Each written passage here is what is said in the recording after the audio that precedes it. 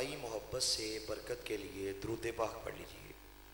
الصلاۃ والسلام علیک یا سید یا رسول اللہ وعلی آلک و صحابک یا سید یا حبیب اللہ۔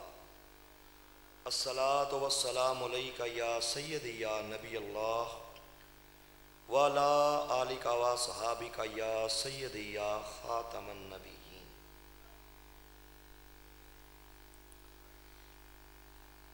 نحمدہ ونصلی علی رسولہ الکریم، اما بعد فاعوذ باللہ من الشیطان الرجیم، بسم اللہ الرحمن الرحیم۔ ما کان محمد نبا احد من رجالکم ولکن رسول اللہ و خاتم النبیین۔ قال النبی صلی اللہ علیہ وآلہ وسلم انا خاتم النبیین لا نبی بعدی۔ حضرات علماء کرام، سادات کرام، مشائخ اعظام، حاضرین با تمکین، شمع ختم نبوت کے پروانوں، عقیدہ ختم نبوت دین اسلام کی بنیاد کا نام ہے۔ عقیدہ ختم نبوت دین اسلام کی بیس کا نام ہے۔ عقیدہ ختم نبوت دین اسلام کے مقدس سینے میں دھڑکنے والے مقدس دل کا نام ہے۔ عقیدہ ختم نبوت دین اسلام کی شارک کا نام ہے۔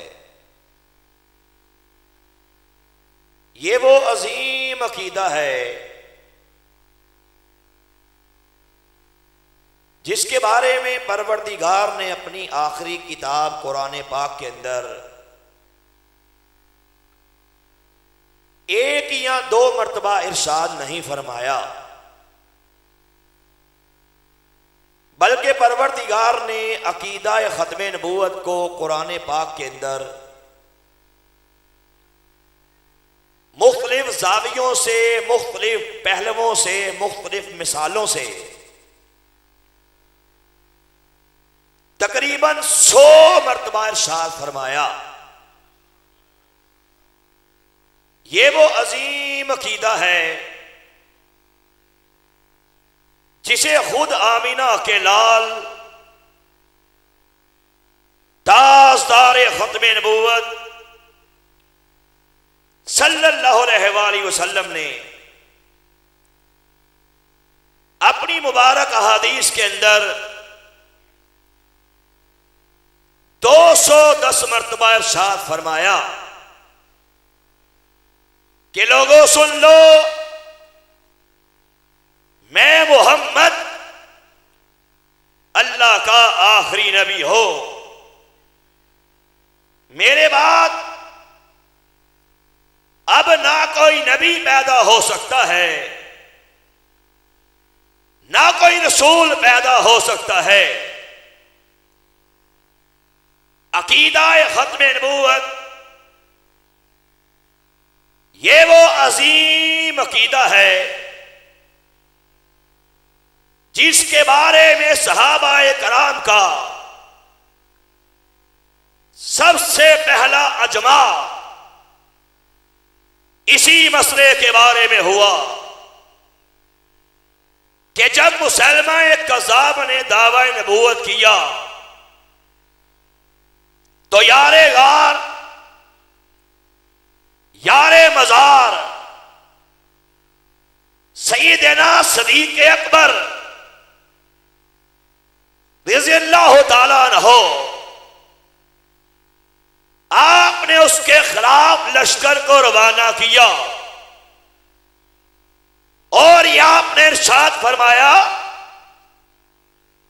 اے مسلمہ کذاب نہیں ہو سکتا کہ ہم مسلمان بھی زندہ رہے اور ختم نبوت کے تاج و تخت پہ حملہ کرنے والا تو مسلمہ کذاب بھی زندہ رہے۔ فرمایا نہیں، یا میدان سے تجھے جانا ہوگا، یا ہمیں جانا ہوگا، یا ہم زندہ رہیں گے یا تو زندہ رہے گا۔ آسمان کی بوڑھی آنکھ نے بھی یہ منظر دیکھا ہے کہ ختم نبوت کی حفاظت کے لیے یہی جنگ یمامہ، جس کے اندر 70 بدری صحابہ شہید کر دیے جاتے ہیں، ختم نبوت کے پہرے کے لیے لڑی جانے والی یہی وہ جنگ ہے جس میں 700 حفاظ قرآن اللہ کے نبی کی ختم نبوت کے حفاظت کے لیے میدان عمل میں جا کے جام شہادت نوش کر جاتے ہیں۔ ختم نبوت کے لیے لڑی جانے والی جنگ یہی جنگ یمامہ ہے جس کے اندر ٹوٹل 1200 صحابہ کرام اپنی جانوں کے نذرانے ہتھیلیوں پہ رکھ کے سوئے مقتل اتر جاتے ہیں، اور قیامت تک آنے والے آخری انسان تک کو یہ پیغام دے جاتے ہیں کہ دنیا والوں ختم نبوت کی ہر حال میں حفاظت کرتے رہنا۔ یہ کام ایسا ہے اگر اس کی حفاظت کرنے کی پداش پہ تیری جان جاتی ہے تو پرواہ نہیں کرنی، تیرا مال جاتا ہے تو پرواہ نہیں کرنی، بچوں کو یتیم کروانا پڑ جاتا ہے تو پرواہ نہیں کرنی، عورتوں کو بیوہ کروانا پڑ جاتا ہے تو پرواہ نہیں کرنی۔ ہر حال میں ختم نبوت کی حفاظت کا کام کرتے رہنا۔ جاگو یار، کرو گے؟ صحابہ کرام نے اپنے عمل سے بتا دیا کہ ختم نبوت کے لیے بڑی سے بڑی قربانی دینی پڑ جائے تو دریغ نہیں کیا جاتا۔ سامعین محترم، عقیدہ ختم نبوت کے پہرے کے لیے ہمارے کابرین نے کام کیا ہے، ختم نبوت کی چوکیداری کی ہے، ختم نبوت کی حفاظت کے لیے بڑی سے بڑی قربانی دینے سے بھی دریغ نہیں کیا۔ حضور تاجدار گولڈا پیر سید مہر علی شاہ گولری رحمت اللہ علیہ آپ فرمایا کرتے تھے، لوگوں جو بندہ ختم نبوت کے تحفظ کا کام کرتا ہے اس کی پشت پہ حضور سرور کائنات کا اور مبارک ہاتھ ہوتا ہے۔ ایسے نہیں فرمایا، دیکھ کے فرمایا۔ میں کہنا بہت کچھ چاہتا تھا، آپ کے سامنے بہت سی باتیں پیش کرنا چاہتا تھا، لیکن ٹائم ختم ہو چکا۔ آپ بھی ساری رات بیٹھ کے تھک چکے ہیں، اپنی گفتگو کو یہیں پہ چھوڑتا ہو۔ انشاءاللہ یار زندہ صحبت باقی، صرف 2-3 باتیں پیش کر کے اپنی بات کو ختم کرنا چاہتا ہو۔ میرے پاس مثالوں کا ڈھیر ہے کہ وہ لوگ جنہوں نے ختم نبوت کا پہرا دیا پروردگار کا، ان پہ کیسے کیسے کرم ہوتا رہا، اور وہ لوگ جنہوں نے ختم نبوت کی چوکیداری کی ہے، سرور کائنات کا مبارک ہاتھ کیسے کیسے ان کی پشت پہ آتا رہا۔ میری مثال آپ کے سامنے ہے۔ میرا سابقہ تعلق قادیانیت کے فتنے کے ساتھ تھا۔ میرا دادا قادیانی، میری دادی قادیانی، میرا باپ قادیانی، میری والدہ قادیانی، میرے بھائی، میری بہنیں، چچے، تائے، پھوپھیاں، کزن، برادری، حد نگاہ تک سب کے سب قادیانی تھے۔ میرے والد صاحب قادیانی جماعت کے پریزیڈنٹ رہے، میرے والد صاحب ان کی جماعت کے فائنانس سیکرٹری رہے، بڑے بڑے عہدوں پہ تعینات رہے۔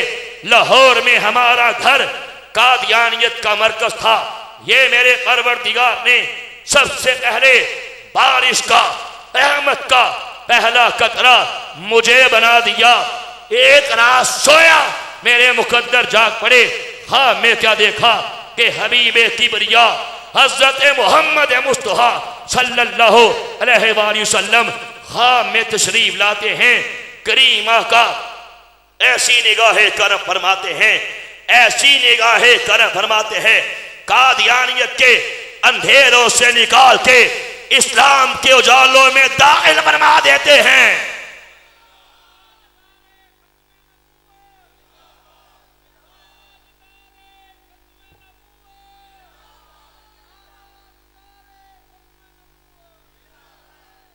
الحمدللہ اس کے بعد پروردگار ثابت قدمی عطا فرما دیتا ہے۔ الگ موضوع ہے، مجھے مارا جاتا ہے، گھر سے نکالا جاتا ہے، مینٹلی طور پہ ٹارچر کیے جاتے ہیں، لیکن میں نے اپنے باپ سے، اپنی برادری سے ایک ہی بات کہی تھی کہ کانوں کے پردے کھول کے سن لینا، اور مجھے مسلمان کسی عام انسان نے نہیں کیا، اور مجھے مسلمان کسی عام شخصیت نے نہیں کیا، مجھے مسلمان آمینہ کے لال نے کیا ہے۔ میرے وجود کے کروڑوں ٹکڑے بھی کر دو گے، انشاءاللہ ہر ٹکڑے سے آواز ہی آئے گی، تاجدار ختم نبوت زندہ باد۔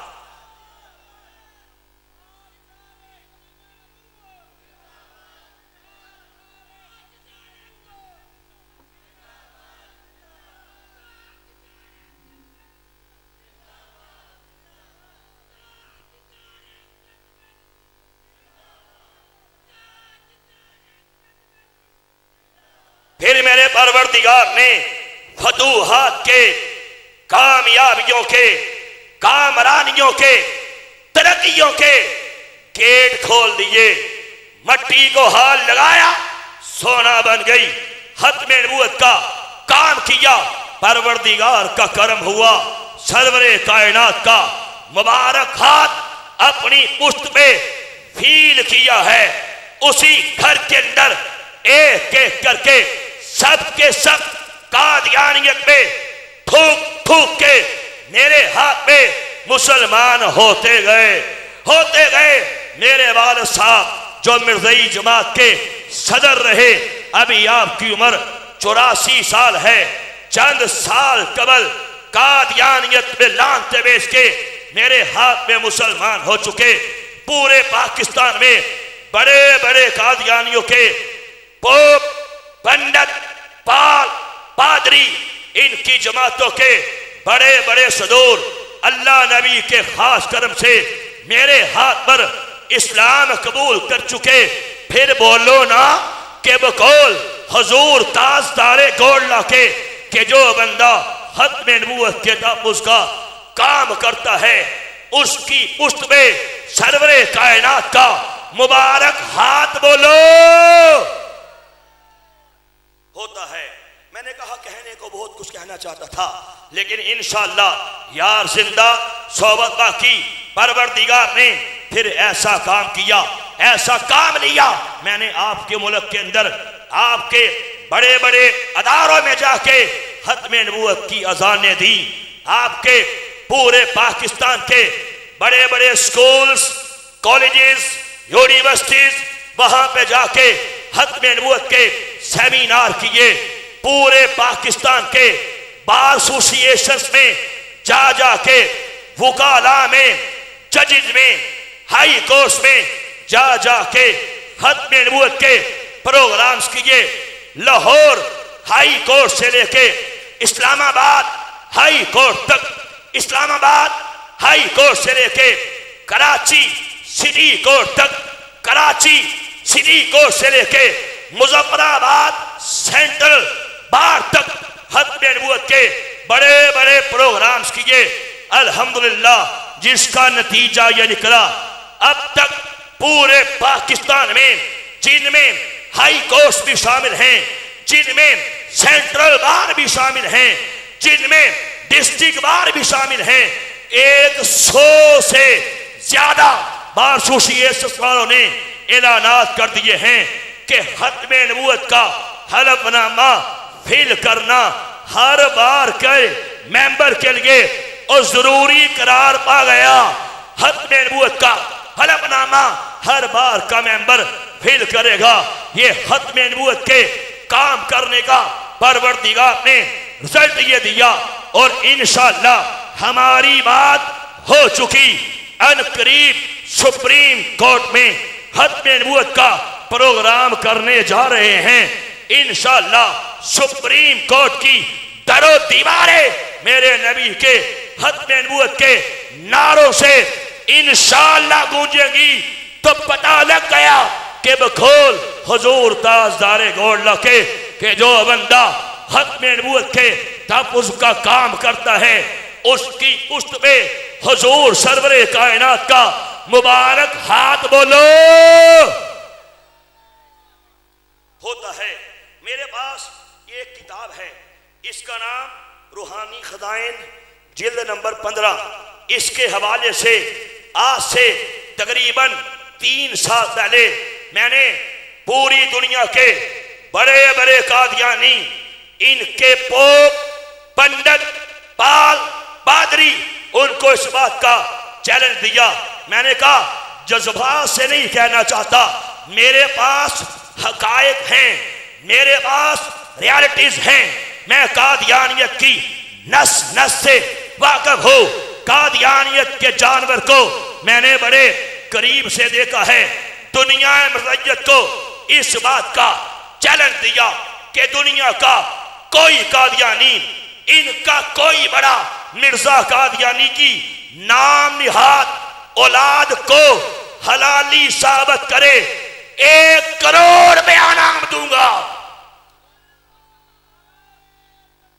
جاگو جاگو،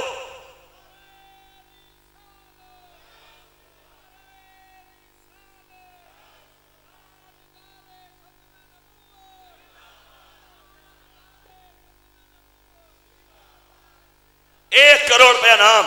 تفصیلات کا ٹائم نہیں، ورنہ بتاتا کہ یہ قادیانی کتابوں سے ہی ثابت کیا۔ یہ کتاب میرے ہاتھ میں ہے، کتاب کا نام روحانی خزائن، جلد نمبر 15، لکھنے والا مرزا قادیانی قذاب ہے، چھاپنے والے قادیانی، قادیانیوں کی آفیشل ویب سائٹ الاسلام.org، اس میں یہ بک موجود ہے۔ اس بک کے اندر پیج نمبر 203 کے باقاعدہ حوالے سے، ریفرنس سے یہ بات بتائی۔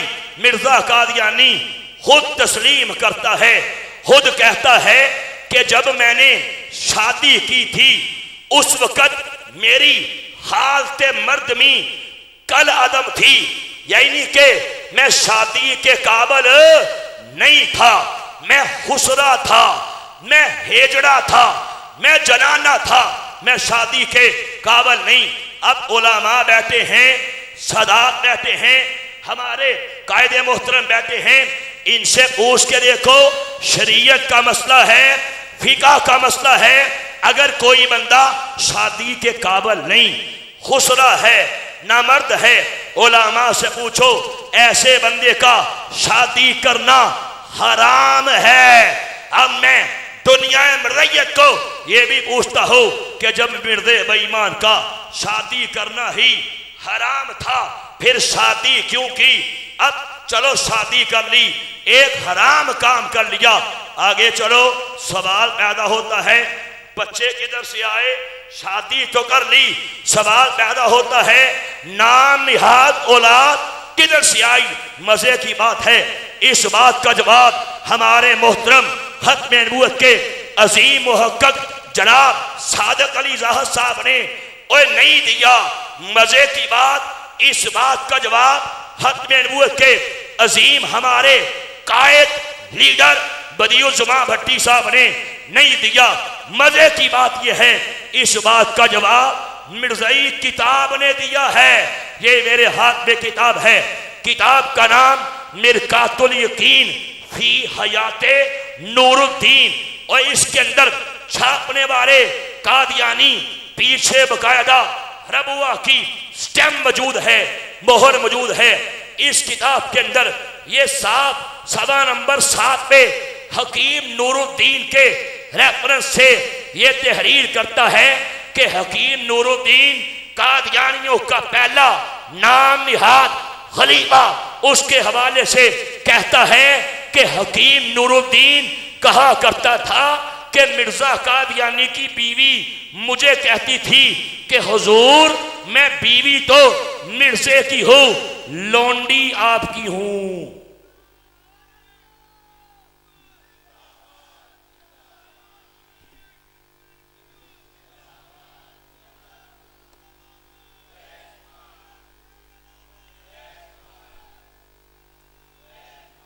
آپ یقین جانیے 1.5 سال پہلے گجرانوالہ کالا کا ہے تریگڑی، میں وہاں پہ گیا، ایک مرزائیوں کے ایک بہت بڑے وہاں کے پوپ پنڈت پادری جو قادیانی جماعت کا تریگڑی کا صدر بھی تھا، اس کے ساتھ توجہ بات ختم کر رہا ہوں، اس کے ساتھ میرا مناظرہ ہوا۔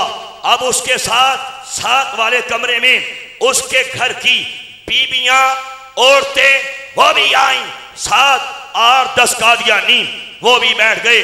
میں نے یہی چیلنج اس کے سامنے پیش کیا، یہی حقائق اس کے سامنے پیش کیے۔ میں نے کہا میرا چیلنج ہے کہ مرزا قادیانی کی جتنی اولاد تھی یہ سب حرامی تھی، اور در حقیقت یہ نور الدین کی اولاد تھی جو کشتے کھا کے مرزا قادیانی کی بیوی سے منہ کالا کیا کرتا تھا۔ اور میں نے کہا یہ حوالے موجود ہیں، یہ حوالے ہماری کتابوں کے نہیں ہیں۔ اب دنیا کا کوئی قادیانی، ان کا کوئی بڑا مرزا قادیانی کی اولاد کو حلالی ثابت کرے، 1 کروڑ روپیہ دوں گا۔ یقین جانیے اس نے کہا جناب آپ نے ہماری آنکھیں کھول دی۔ وہ پوری فیملی تریگڑی کا، گجرانوالے کا، مرزائی جماعت کا صدر اپنی فیملی کے 10 افراد سمیت قادیانیت میں لانتے بیچ کے میرا یہ چیلنج کا جواب نہ دے سکنے پہ پروردگار کے خاص کرم سے قادیانیت میں تھوک کے میرے ہاتھ میں مسلمان ہو گیا۔ پھر بولو نا کہ جو بندہ ختم نبوت کے تحفظ کا کام کرتا ہے اس کی پشت پہ حضور سرور کائنات کا مبارک ہاتھ بولو۔